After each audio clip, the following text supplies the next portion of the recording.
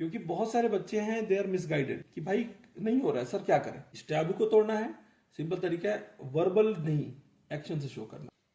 Teachers के साथ कुछ हो गया था तो उसमें मुझे एग्जाम में थोड़ा सा बैकलॉग लगा दिया गया। दे प्लान कि इनको अपने जीते जी तो पास नहीं होने देंगे, तो मतलब वो वाली सिनेरियो आ गई थी। Then I had to fight back, मतलब पूरी रेजिडेंट डॉक्टर एसोसिएशन जो थी एमयू की, दोबारा से वो एग्जाम को रिकंडक्ट कराया गया एंड देन आई मतलब successfully top the exam. Welcome to my YouTube channel Avicina Meds. Myself Zakaria Alamwale. So today our guest is the king of pharmacology and the author of book FMG Solutions. So welcome to Dr. Siraj Ahmed sir. Hi guys. Thank you very much for having me here. Then we will start from your nostalgic era of MBBS life, sir. How was your MBBS life?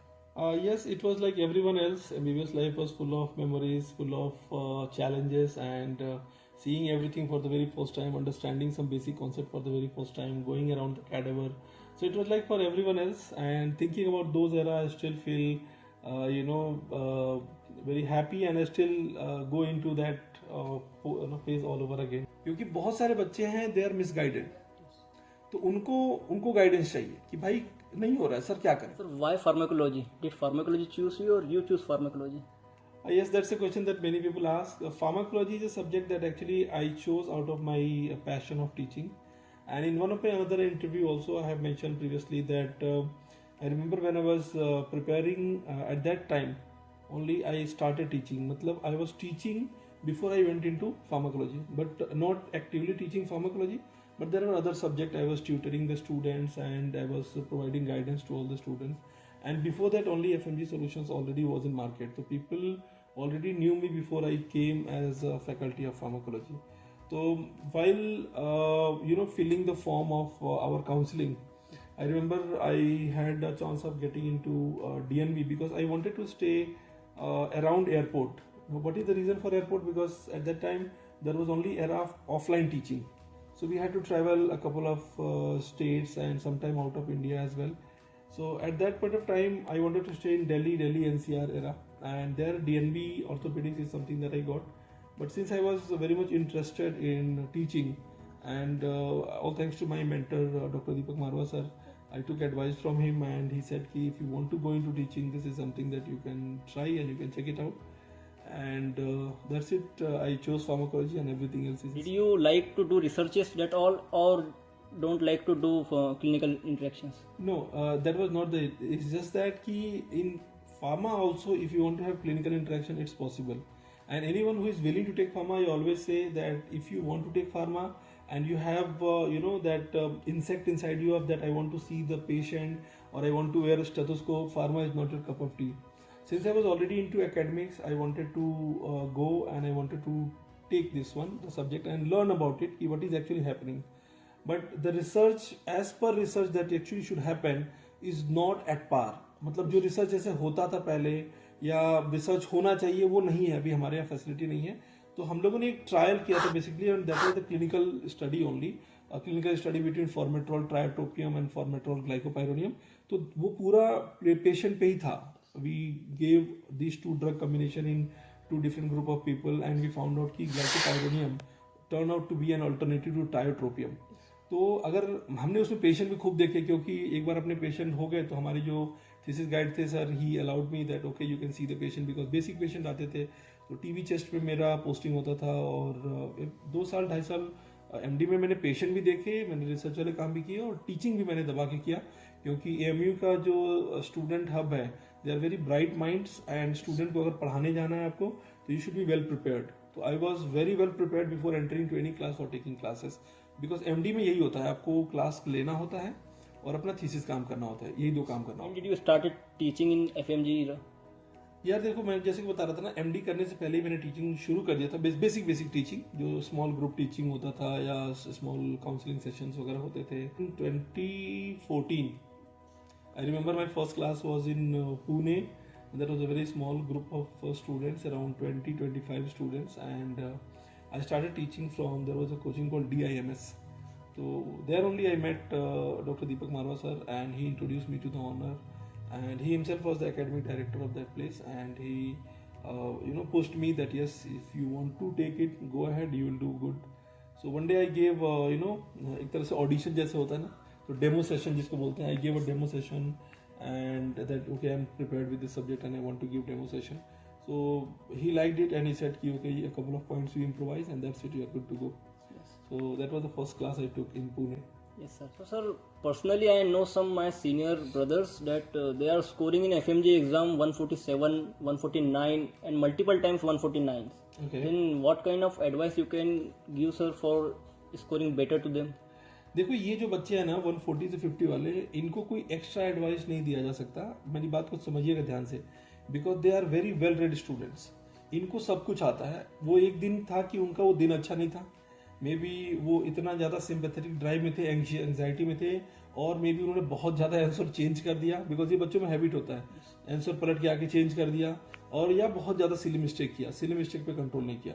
तो all I can say to those students कि आप लोग को बहुत कुछ आता है, all you have to do is continue revising your notes and please practice MCQs. Focus on your basic subject in art, physio, biochem, patho, pharma, micro, forensic, BSM. ये जो 7-8 सब्जेक्ट मैंने आपको बताया अभी, ये 7-8 सब्जेक्ट आपको 100+ लेके देते हैं। तो बहुत सारे बच्चे क्लिनिकल पढ़ते तो हैं, पढ़ना भी चाहिए, बट उसके चक्कर में जो बेसिक सब्जेक्ट है, जिनके आने वाले जिनकी वजह से क्लिनिकल क्वेश्चन भी सही होने चाहिए, वो गलत कर देते हैं। तो एटलीस्ट बच्चों को इस पे फोकस करना है and they have to practise MCQ. They have to reduce their silly mistakes. अब ये तभी पॉसिबल हो पाएगा जब वो MCQ करेंगे, और MCQ करना ही जरूरी नहीं है, उसको करने के बाद उसको रिव्यू करना भी उतना ही इंपॉर्टेंट है। That is one advice that I would like to give to these students. Yes, sir, a piece of advice for third year and fourth year students, those are preparing for their exam. बच्चे आप लोग पढ़ना शुरू कर दो, सबसे पहली बात है, थर्ड ईयर फोर्थ ईयर में हो, धीरे धीरे इसे ही पढ़ना शुरू करिए, है ना। जैसे मैंने क्लास में भी बोला था कि होके यू मायूस न शाम की तरह ढलते रहिए, जिंदगी एक भोर है, सूरज की तरह निकलते रहिए, ठहरोगे एक पांव पे तो थक जाओगे, धीरे धीरे ही सही मगर चलते रहिए। थर्ड ईयर फोर्थ ईयर में हो, this is the right time for you, get back to your book, get back to your notes, get back to your classes, get back to FMG solution, start doing them. बहुत ज्यादा नहीं हो पा रहा है because आपके around पढ़ाई का माहौल नहीं है, ऐसा हो सकता है। तो व्हाट यू कैन डू, जैसे कि मैंने बोला, धीरे धीरे ही सही मगर चलते रहिए। Start with the baby steps, छोटे छोटे टॉपिक्स करना शुरू करो, 2 घंटे का शेड्यूल बनाओ। आई मीन कोई भी सेकेंड ईयर थर्ड ईयर का बच्चा होगा, फोर्थ ईयर का बच्चा होगा, वो 24 घंटे अलग कामों में तो नहीं व्यस्त रहेगा, let him do what ever he do is doing, लेकिन 2 आवर्स तो ही कैन टेक आउट। लेकिन वो 2 घंटे जो होंगे, वो 2 घंटे कंप्लीट उसके और उसके नोट्स और बुक्स के होंगे, उसमें कोई थर्ड पर्सन नहीं आना चाहिए, नो बेबी, नो सोना, है ना, कोई भी नहीं, even your closest of friends नहीं। वो 2 घंटे आप डेडिकेट कर लो कि भाई मुझे सुबह 6 से 8 पढ़ना है, रात को 10 से 12 करना है, वो आप डिसाइड कर लो इनिशियली।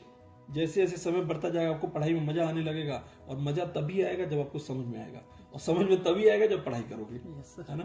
तो ये बात है, पढ़ना शुरू। Sir, then second year students are asking me that from how should they prepare pharmacology.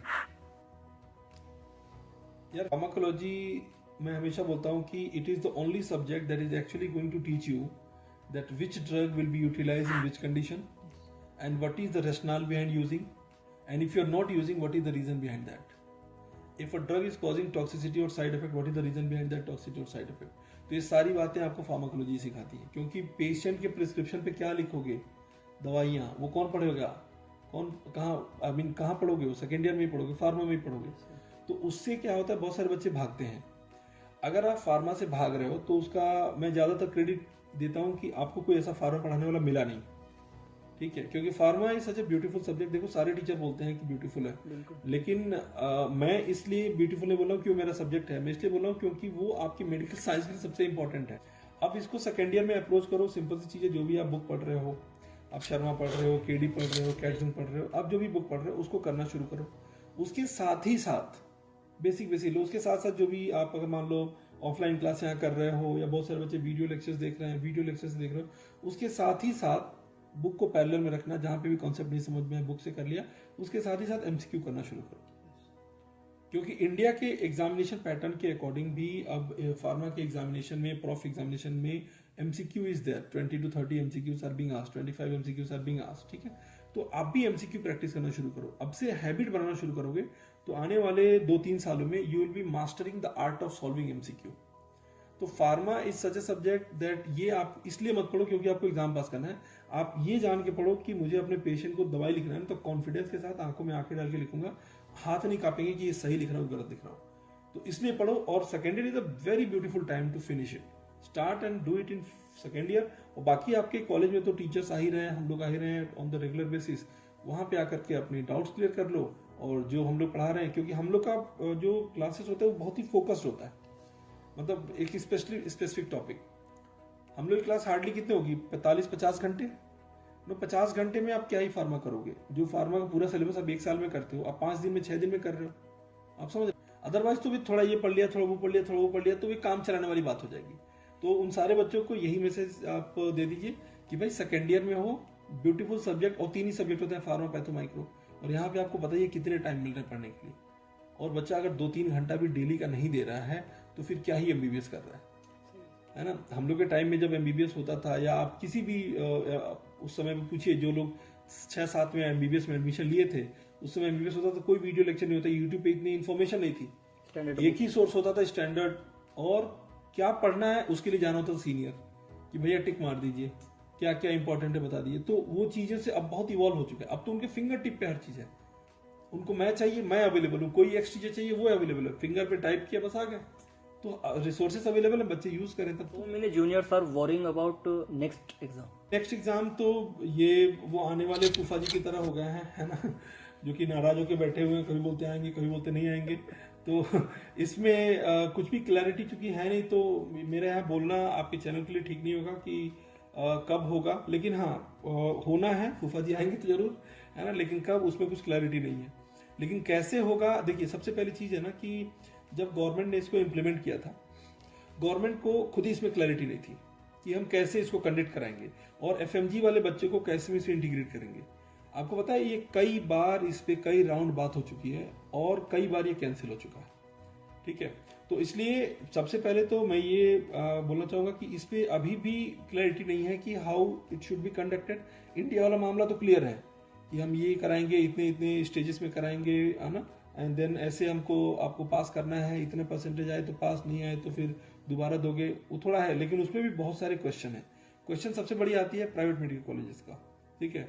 तो वो एक अलग, बहुत ही अलग टॉपिक हो जाएगा, एंड वो डिबेटेबल टॉपिक है कि private medical college could be a part, could be a reason, या एफएमजी फॉरेन के जो कॉलेज है कुड बी अ रीजन कि अभी तक नेक्स्ट इम्प्लीमेंट नहीं हो पाया है। लेकिन आएगा तो कब, अभी उस पर कह पाना बहुत मुश्किल है। But FMG aspirants should be confident about that. FMG aspirant को देखिए, मैं आपको बता रहा हूँ, नेक्स्ट कुछ नहीं है, राइट, नेक्स्ट कुछ नहीं है। अब जैसे कलकत्ता को कोलकाता कर दिया, बंबई को मुंबई कर दिया, क्या फर्क पड़ गया, ठीक है। इलाहाबाद को प्रयागराज कर दिया, क्या फर्क पड़ गया, कुछ फर्क पड़ा। जगह वही है, लोग वही है, कल्चर वही है, ये सारी जगह पे वहां जाने का तरीका भी वही है, फ्लाइट ट्रेन जो जा रही थी वही है, कुछ चेंज नहीं हुआ। What change is the name. वैसे ही जो आपका एग्जामिनेशन है उसमें भी बहुत ज्यादा ऐसे चेंजेस नहीं आ गया कि नहीं अब नेक्स्ट आ गया तो अब आसमान से क्वेश्चन बन के आएगा, फलक से क्वेश्चन आएगा, नहीं भाई, वही टीचर पेपर बनाएंगे जो पहले बनाते थे, राइट। वही माइंडसेट है, वही प्रोफेसर का माइंडसेट है, सब कुछ वही रहने वाला है। जस्ट द पैटर्न, देखो ऑलरेडी पैटर्न तो इनकॉर्पोरेट हो गया, क्लिनिकल बेस्ड क्वेश्चन आना शुरू हो गया। आप पिछले 3 पेपर को उठा के देखिए, you will find lot of clinical based question. पहले पूछा था what is the drug of choice for COPD, अब उस क्वेश्चन को चेंज कर दिया कि स्मोकिंग हिस्ट्री है, 10 साल से पी रहा है, ऐसा स्प्यूटम आ रहा है, कफ आ रहा है, सीटी में ये फाइंडिंग आ रहा है, what is the preferred drug, what is the preferred bronchodilator, या ब्रोंकोडाइलेटर दे दिया, इन्फ्लेमेशन सबसाइड नहीं हो रहा, क्या करना है, तो प्रेफर्ड ब्रोंकोडाइलेटर, टायोट्रोपियम ऐड क्या करना है, स्टेरॉइड, राइट, उससे भी काम नहीं चला तो दूसरा ब्रोंकोडाइलेटर ऐड करेंगे, फॉर्मेट्रॉल। तो कहानी सेम है, अब दूसरे तरीके से पूछा जा रहा है ना। तो नई बोतल में पुरानी शराब वाली कहानी। Class you asked that why you choose MBBS to every student. आपने जो सवाल पूछा ना, मैं सारे बच्चे जो दो सीक काउंसलिंग कि सर मुझसे नहीं हो पा रहा है, तो सबसे पहली चीज मैं बोलता हूँ कि why have you come to this country, ठीक है। बच्चे बोलते हैं एमबीबीएस करने हैं, बच्चे बोलते हैं पापा ने भेज दिया, किसी ने बोला कि मेरे पड़ोस के बेटा गया था इसलिए मैं आ गया, कोई बोलता है कि पड़ोस के अंकल ने मुझे भेज दिया, बोला बेटा जाओ, है ना। तो अगेन मल्टीपल लोगों की मल्टीपल रीजन है, लेकिन that is not the why. अगर आपने अपना वाई डिसाइड कर लिया कि वाई हैव यू डिसाइडेड, तो वो आपको चैन से सोने नहीं देगा। जैसे कि मैं बोलता हूँ कि आपका why should be as big as let's say you are opening the biggest cardiology centre of your city, you are running the best gynecologist center in your town, in your village, in your area, or when you are going out and you have, let's say, a lot of respect for your parents, so people should at least see and say कि that is the guy who is going and he is son of फला and फला, है ना. तो जब तक वो Y decided नहीं रहेगा ना, बच्चे फोकस नहीं ला पाएंगे. बिकॉज इस एग्जामिनेशन के लिए या इस एमबीबीएस कोर्स के लिए सबसे पहले वाई डिसाइडेड होना चाहिए. ठीक है, वाई मतलब यही है कि वजह फाइंड आउट करो. ये वजह काफी नहीं है कि मुझे मेरे पापा ने भेज दिया, वो वजह काफी नहीं है. तो फिर तो आप तो एक तरह से पापा को आप कटघरे में खड़े कर दे रहे हो कि आपने मुझे भेज दिया, मैं क्या करूं. तो मैं बोलता हूं कि पहले पर्पस फाइंड आउट करो, फाइंड आउट योर वाई. अगर वाई डिसाइडेड है तो everything will be sorted. Sir, Indian society gave a taboo to abroad students that they are zero in clinical practice. देखिए, इंडियन सोसाइटी तो वो एक mentality है, हर चीज का कमेंट रहेगा. जैसे आपने वो कहानी सुनी होगी ना कि आदमी एक घोड़ा लेके जा रहा था और पैदल चल रहा था, तो लोगों ने बोलना शुरू किया कि यार घोड़ा लेकर के पैदल चल रहा है ना. फिर जो है कि घोड़े बैठ गया तो बोलने लगे लोग, अरे घोड़ा पे है, खुद देखो इतना मोटा है, खुद घोड़े पे बैठा हुआ है. फिर जो है कि समझ रहे हो, फिर बीवी को साथ में था तो बीवी को बिठा दिया, तो लोग कहेंगे. कहना यह है कि आपको अपने एक्शन से शो करना है. Why are you willing to go for a verbal fight? Why don't you show by your action? And action will only come once you have the confidence, and confidence will only come after you study. तो लोग कुछ भी कहेंगे उसमें मत जाइए, पहली बात. दूसरी चीज ये है कि जो ये टैबू है ये आज से नहीं है, बहुत पहले से है. और अब ये चीजें काफी हद तक चेंज हो गई हैं. जिस समय 3 to 7% पासिंग परसेंटेज था, आज के टाइम पे 30 to 40% पासिंग परसेंटेज है. पहले एमबीबीएस के बच्चे जो बाहर करते थे, एमबीबीएस करके कहीं ना कहीं जॉब करते थे या कुछ अपना छोटा मोटा क्लिनिक डाल के अपना काम करते थे. आज के बच्चे they are fighting for the PG, they are taking the cardiothoracic surgery, they are going for MD, they are going for DM, they are going for neuro surgery. 6 year neuro surgery courses में भी जा रहे हैं बच्चे. तो अब scenario पूरी तरह चेंज हो गया है. आज के टाइम पे ये है कि बच्चा चाहे इंडिया के किसी कॉर्नर में है या वर्ल्ड के किसी भी कॉर्नर में है, अगर वो एक पर्टिकुलर रिसोर्स से पढ़ना चाहता है तो उसके फिंगर. बच्चा एम्स में बैठा है, वो भी उसी रिसोर्स से पढ़ रहा है. आप इस कंट्री में बैठे हो, आप भी उसी रिसोर्स से पढ़ रहे हो, उसी टीचर से पढ़ रहे हो. हम लोग ही इंडिया वाले बच्चों को ही पढ़ा रहे हैं. कई बार आपके कॉलेज में आके या डिफरेंट कॉलेज में जाके हम लोग ही पढ़ा रहे हैं. समझ गए? तो ऑनलाइन में भी वही है, ऑफलाइन में भी वही है. तो आज के टाइम पे वो टैबू नाम की कोई चीज है नहीं. हालांकि जो पुरानी चीजें हैं वो रहनी है, वो रहेंगी, उसके बारे में सोचना नहीं है. आपको अपने एक्शन से प्रूव करना है. अब होता क्या है, आप ही देखो, हर जगह के अच्छे बच्चे, या आपकी क्लास में सारे बच्चे बढ़िया से पढ़ते हैं, हमेशा पढ़ते हैं? Same goes for in India. आप इंडिया के टॉप मेडिकल कॉलेज में चले जाओ, बच्चे सीट तो ले लेते हैं, लेकिन क्या इंडिया के सारे बच्चे इतना मेहनत करते हैं? देखा होगा, आपने खुद भी किया होगा कि आपने कितनी मेहनत करी है. सुबह 8 से 10 घंटे क्लास होती है, आप लोग शाम तक बैठ रहे हो. आपकी क्लास में 400-500 बच्चे सब बैठ रहे हैं. पढ़ने का ज़ील है तभी तो बैठ रहे हैं, वरना उनके पास तो बहुत सारी चीजें यहाँ करने के लिए. राइट? तो ये दोनों तरह के स्टूडेंट दोनों जगह पे हैं. Good in bad, bad in good, ये हर दोनों जगह पे है. आपको डिसाइड करना है कि आप क्या करना चाह रहे हो. इस टैबू को तोड़ना है, सिंपल तरीका है, वर्बल नहीं, एक्शन से शो करना. ये question apart from our academics, according to WHO report 2021 there is 1.6 billion deaths due to diabetes. अच्छा. And 47% death overall due to diabetes like vascular diseases and CKDs. Can you elaborate this please? देखिए, diabetes का सबसे बड़ी बात मैं बता दूं, India is the diabetic capital of the world. मतलब दुनिया के सबसे ज्यादा डायबिटिक लोग यहाँ पाए जाते हैं. लेकिन दुर्भाग्य ये है कि डायबिटिक कैपिटल होते हुए भी हमारे यहाँ अभी भी ये डायग्नोस नहीं होते. क्यों? बिकॉज जैसे कि आपने विलेज के बारे में बताया, आप सोचिए अपने विलेज के अराउंड नोटिस करिए कि कितने लोग आपके विलेज में हैं, जितने लोग एनुअल हेल्थ चेकअप के बाद, और कितने लोग हैं जो अपने बेसिक काम, जैसे कि अगर गाड़ी चला रहे हैं तो गाड़ी, खेतों वाले हैं तो खेतों, जो अपना वो दूसरे काम है उस पर ज्यादा फोकस है कंपेयर टू हेल्थ. अब इस स्टोरी को रिवर्स करते हैं. मान लीजिए फॉरेन कंट्री में, कोई रशिया में, कोई चाइना में, कितने लोगों को आप जानते हो जो अपने हेल्थ को प्रायोरिटी नहीं देते? I think most of them are prioritising their health. Right? तो सिंपल सा चीज है, अगर इसको प्रिवेंट करना है तो एक ही तरीका है कि get back to your health. अपने हेल्थ के को सीरियसली लीजिए. आप नहीं लेंगे तो कोई और लेगा नहीं. कोई सिम्टम आए तो लोग पहले भागते हैं, डॉक्टर के पास नहीं जाना है, डॉक्टर फीस ले लेगा, है ना, डॉक्टर टेस्ट लिख देगा. अरे टेस्ट तो इतना महंगा लिख दिया डॉक्टर ने, टेस्ट में कुछ आया ही नहीं, अब मैं क्या करूं? भाई टेस्ट में नहीं आया तो गुड थिंग. अपने यहाँ टेस्ट में नहीं आता है तो लोग दुखी हो जाते हैं, है ना. डॉक्टर ने पैसा भी ले लिया, कुछ आया भी नहीं. It's a very good thing कि टेस्ट में कुछ नहीं आया. तो आप सबसे पहले अगर कोई सिम्टम आता है तो आप immediately get back to doctor, get back to diagnostic. And दूसरी चीज है कि अगर फैमिली हिस्ट्री है, फादर साइड मदर साइड किसी को भी अगर फैमिली हिस्ट्री है तो you are very much prone to develop that, right. तो अगर आपको जैसे कि 35-40 के एज में पहुंच रहे हो तो you start getting yourself screened time to time अगर कोई सिम्टम आता है। और सबसे इंपॉर्टेंट चीज जो तीसरी चीज मैं बता रहा हूँ कि अगर इन सभी से बचना है, चाहे फैमिली हिस्ट्री है या नहीं है, get back to exercise. Generation क्या कर रही है, वो फोन के पीछे 2 घंटे बिता देगी। आप उसको बोलिए कि 10 मिनट जा करके तू नमाज पढ़ के आ जा, या 10 मिनट जा तू एक्सरसाइज करके आ जा, या 15 मिनट तू वॉक करके आ जा, वो नहीं जाएगा। तो आजकल की जनरेशन को क्या चाहिए, आराम चाहिए। आजकल की जनरेशन को क्या चाहिए कि भाई बैठे रहे, रील देखते रहे, खुश हो जाए। They have to get back to basic.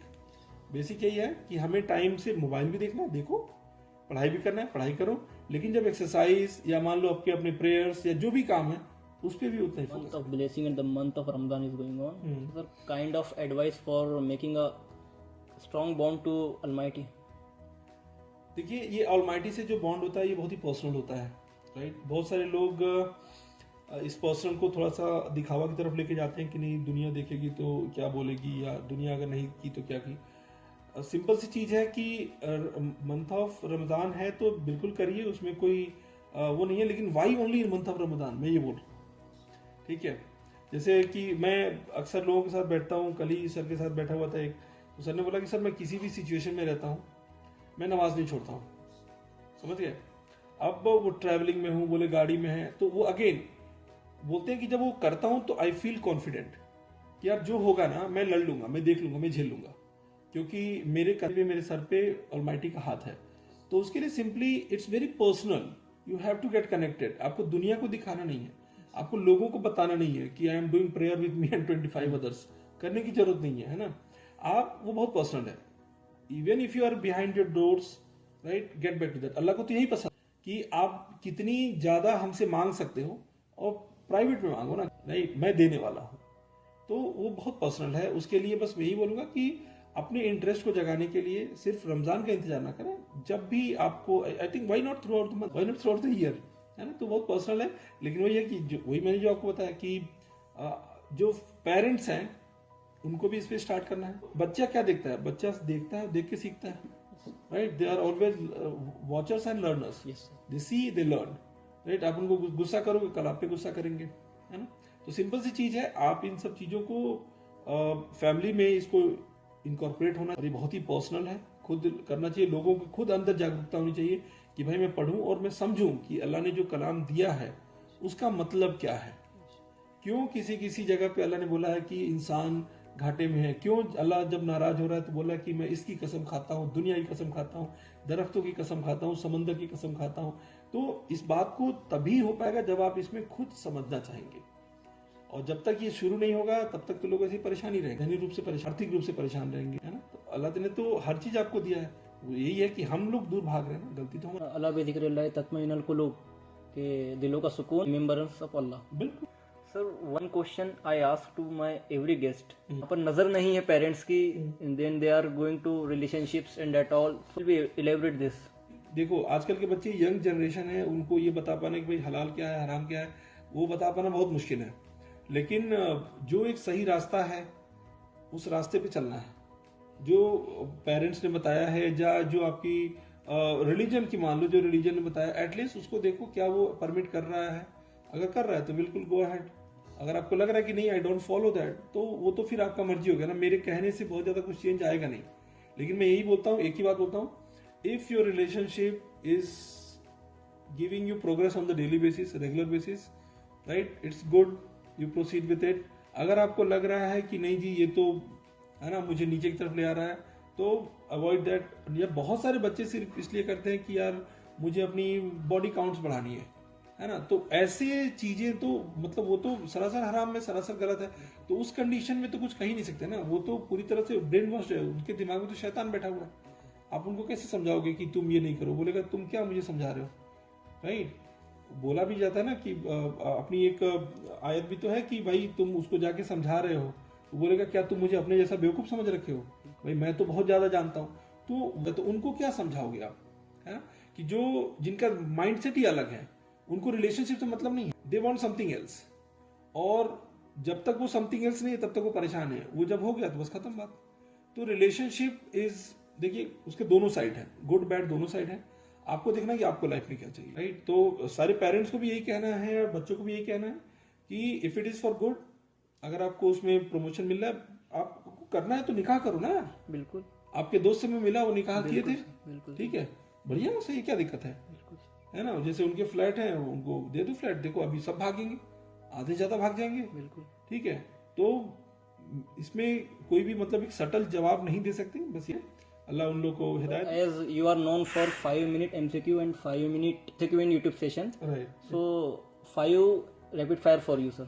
Okay okay It will be little bit funny, sir. Okay. Okay. Question is, sir, since many years you are traveling from abroad and you are teaching in abroad, sir, in Russian countries. So how many Russian language words you learn? यार रशीद, तो मैं बात नहीं कर पाता हूँ, लेकिन हाँ वर्ड फर्स्ट विच है एंड प्रीवियत आग दिला 10 विधानिया और भी सीखा होगा बहुत सारी चीजें जो यहाँ बता नहीं सकता। And sir, second rapid fire question. Any moment of AMU do you want to share with us? यार बहुत सारे मेमोरीज हैं, मतलब एक तो मेरे एमडी के टाइम पे ही है, थोड़ा सा not very happy memory that we have, happy memory भी है लेकिन थोड़ा सा सेटबैक वाली एक मेमोरी है, जिसमें कुछ मिसअंडरस्टैंडिंग की वजह से हमारे टीचर्स के साथ कुछ हो गया था। तो उसमें मुझे एग्जाम में थोड़ा सा बैकलॉग लगा दिया गया था एंड देन जब मैं उस पर थोड़ा सा वो किया, अपोज किया, तो फिर उन्होंने बोला कि नहीं ये पॉसिबल नहीं है। एंड मतलब मुझे जो सुनने में आया पीछे से कि दे प्लान कि मैं इनको अपने जीते जी तो पास नहीं होने देंगे, तो मतलब वो वाली सिनेरियो आ गई थी। Then I had to fight back, मतलब पूरी रेजिडेंट डॉक्टर एसोसिएशन जो थी एमयू की, वी फॉट बैक एंड उसके बाद से पूरा कमिटी उस पर बैठी। फिर कमिटी के साथ मतलब ये रहा कि दोबारा से वो एग्ज़ाम को रिकंडक्ट कराया गया एंड देन आई मतलब सक्सेसफुली टॉप द एग्ज़ाम। जलवा है हमारा। तो मतलब मैं बता रहा हूँ कि ऑलरेडी जब मैं एमडी कर रहा था तो ऑलरेडी मैं काफ़ी बार अपने सिलेबस को रिवाइज कर चुका था। बहुत सारे अपने जो एमबीबीएस वाले बच्चे होते हैं उनको कई बार चीज़ें पढ़ा चुका था, चाहे हम लोग की लैब सेटिंग होती थी उसमें, चाहे खुद भी बैठ के। तो मतलब फार्मा में कोई ऐसी चीज़, कोई ऐसा सब्जेक्ट या कोई ऐसा चैप्टर नहीं आता था, वो तो उसका तो सवाल था ही नहीं। वो किसी ने अपने पर्सनल ग्रज में कुछ अपना कर लिया कि उसमें थोड़ा बहुत हुआ, but any way what happens was for best, अल्हम्दुलिल्लाह फॉर एवरीथिंग। जब एमयू की बात आती है, अभी मैं वहीं पे हूँ, अलीगढ़ में हूँ। एमयू से अभी तो ताल्लुक मैंने थोड़ा सा रिजाइन कर दिया वहाँ से, लेकिन हूँ तो अलीगढ़ में ही। लेकिन वही है कि जब आप पूछते हो कि कोई ऐसा मेमोरी, तो सबसे पहले वही चीज़ मेरे दिमाग में आ जाती है, बिकॉज वो मुझे करीब 3-4 महीने 5 महीने तक बहुत डिस्टर्ब किया था। नेक्स्ट क्वेश्चन वाज बंगाल और अलीगढ़। ये सवाल कहाँ से आ गया यार, बंगाल और अलीगढ़। देखो यार, बंगाल तो बीबी का घर है और अलीगढ़ हमारा वर्क प्लेस है, अलीगढ़ हमारी स्टडी का है और अलीगढ़ के नाम से हम जाने जाते हैं। तो दिल में तो अलीगढ़ ही है, लेकिन कैमरे के सामने बंगाल बोलना पड़ेगा क्योंकि बेगम वहाँ से है। ओके, नेक्स्ट क्वेश्चन वाज आगे आपके एम क्या है सर? यार 2 चीज़ों पे मैंने शुरुआत में सोचा था कि when I entered into teaching, one is to improvise the health setting and other one to improvise the educational. तो एजुकेशनल पे भी काम कर रहे हैं एंड स्लोली बैक एंड में चीज़ें चल रही हैं to work on the health setup of, जैसे आपने बताया कि आपके यहाँ पे हैं, वैसे भी पेरीफेरीज से हम लोग भी बिलोंग करते हैं, तो वहाँ पे भी हेल्थ सेटअप कोई बहुत बेहतर नहीं है, तो उसको इम्प्रोवाइज करने के लिए है। तो 2 चीज़ें हैं, प्रायोरिटी पे हैं, हेल्थ सेटअप एंड एजुकेशन। तो एजुकेशन पे तो काम चल रहा है and in coming days you will see lot of other development also in terms of book, in terms of academics, and we have lot of other plans as well to make sure that कि student की life और ज़्यादा से ज़्यादा easy हो। वो कहीं से भी एमबीबीएस करें, इंडिया से या बाहर से, लेकिन उनकी पढ़ाई में कोई डिफरेंस नहीं रहने वाला in coming days. Next question, as you made our study more easier with the help of memes, so any favourite meme you want to share? यार कई सारे मीम्स हैं, जैसे कि एक जो मुझे हमेशा याद रहता है कि बच्चा कोई सवाल पूछा कुछ और, बच्चा जवाब दिया कुछ और, तो मैं बोलता हूँ म्यूजिक।